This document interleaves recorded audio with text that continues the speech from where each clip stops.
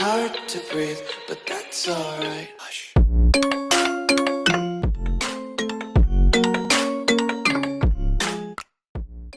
Эй, зөөгсөн залуусаа толгойд нь толгой байна. Зэнүүдийнхаа бичлэгээрээ Солонгост бол 5 сарын 4-нд худалдаанд гарсан Air Jordan 4 Retro Industrial Blue буюу бидний мэдгээр Military Blue-гийн unboxing болон энэ пүлсний энэ удаагийн гарсан Military Blue-гийн онцлог background түүхийг жоох ярих шийдлээ. За ингээд бичлэгийг эхлүүлцгээе.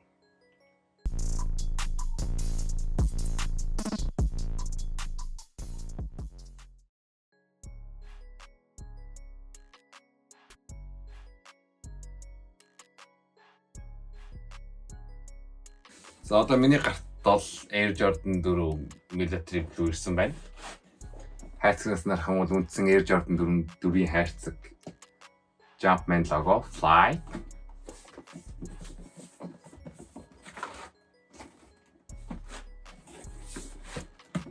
Хэдий ч энэ дээр пүүсний мэдээллүүд байрлаж өгсөн.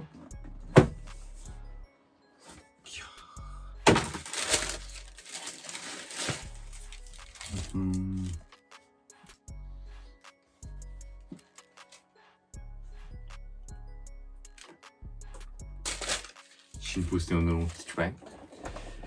За энэ пүүсийг мэдэхгүй ч юм уу ерөнхийдөө энэ пүүсний оршил хэсэг гэхүү тодорхой мэдээлэл өгөх юм бол за Air Jordan 4 Military Blue Air Jordan 4-ийн өвчийн өнгө 1989 онд Air Jordan 4 гарахдаа 4 өнгөөр өвчий болж гарч ирсэн. Тэр нь болохоор эхнийх 4 өнгө нь Bread, White Cement, Fiery тэгээд Military Blue. За Military Blue бол 2002 он билүү 6 онд нэг ретрогдчихсэн. 2012 онд нэг ретрогдчихсэн. Тэгээ 12 жилийн дараа буюу 2024 онд ретро хийгдэж гарч байна. За уул нь бол энэ пүүз гарахдаа Industrial Blue гэсэн нэрээр гарсан. Би тэг яагаад Military Blue гэдээ дуудаад байна вэ? Хүмүүс яагаад Military Blue гэдээ байгаа вэ гэхээр энэ бол Military Blue. Тэрийг яаж батлах вэ гэхээр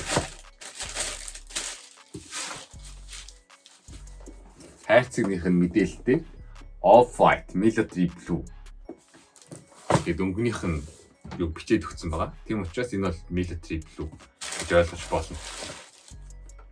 Харин яагаад Industrial Blue гэсэн нэрээр гарваа?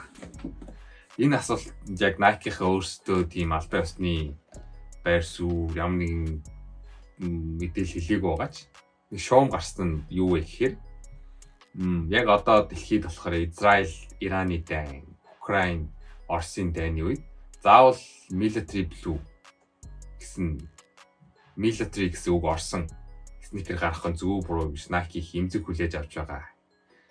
Тийм учраас заавал Military гэсэн үг оруулахгүйгээр Industrial Blue гэсэн нэртэйгээр гарах энэ удаа гаргал яасан бэ гэдээ тэгж гаргасан гэсэн зүгээр шоум явж илээ. Тэр бол хамгийн үнний ортой байж магадгүй шуум байх гэж бодож байна. За нэрний үед бол нэг ийм back story те.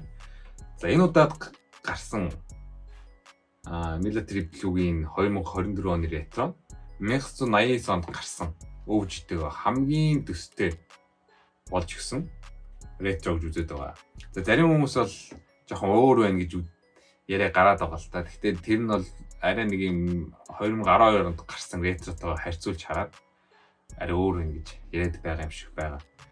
Харин энэ удаагийн гарсан 2024 онд гарсан ретро 1989 оны загвартай хамгийн их төстэй.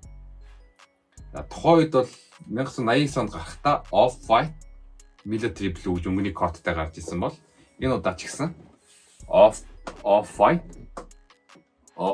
Military Blue гэсэн өнгөний кодтай гарсан. 2006 илүү 2 онд гарсан ретро, 2012 онд гарсан ретро нь болохоор White Military Blue гэсэн өнгөний кодтай гарсан байдаг. Тийм болохоор 2006, 2012 онд гарсан ретронуудаас жоохон өөр харагдаад байгаа болохоор хүмүүс арай өөр юм гэж яриад иж магадгүй. Яг үүндээ өвжтэй хамгийн төстэй бас ретро гэж хүмүүс ярьж байгаа. За өнгөний өвд ч гэсэн синхрон өнгөнийх нь хөвд ч гэсэн Тэгээ хамгийн төстэй болж чадсан зүйл нь юу вэ гэх юм бол тийм Nike. За 1989 оны OG-гээс хойш Nike Air-тэй military bel ерөөсөй гараагүй. Тийм учраас энэтэй бол маргах хэрэггүй баха. Хамгийн төстэй болж гисэн. Nike Air бол пүүс өнөхтэй хүмүүсийн хамгийн чухалч үздэг зүйлүүдийн нэг мэддэг хүмүүс мэдчихлээ байна. За тэгээ энэ удаагийн пүүсний ерөнхийдөө онцлог бол нэг иймэрхүү. OG-тэйгээ хамгийн төстэй. Мөн нэрний өв тийм back storyтэй. За ерөнхийдөө unboxing хийх юм бол мэдээч энд пүүс бол Jordan 4 болон байрладаг. Air Jordan гэсэн бичиг, Jumpman лого. Сүүлийн ийм энэ жоохон тийм те хуучин шиг гарсан бол Wi-Fi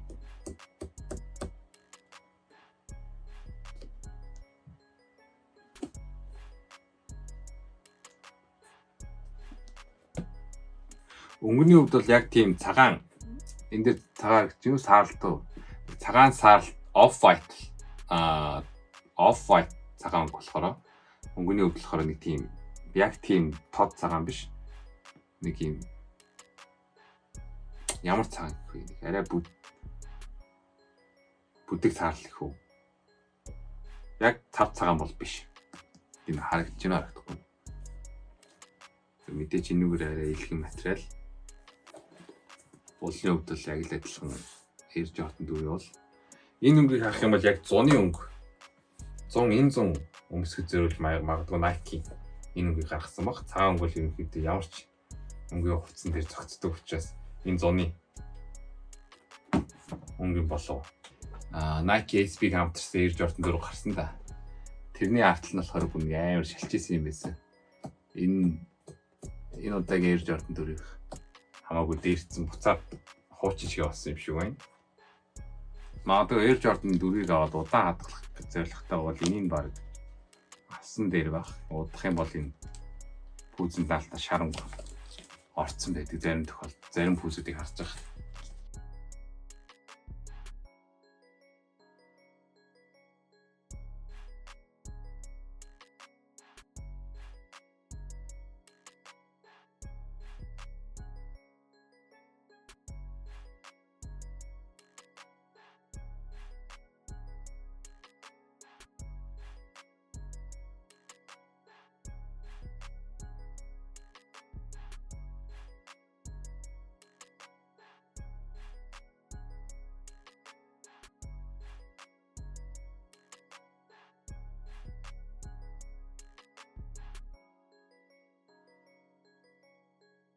Энэ удаагийн unboxing энэ хүрээд өндөрлөж байна. Бичлэг таалагдсан ба subscribe, like, share donate хийж хүсье.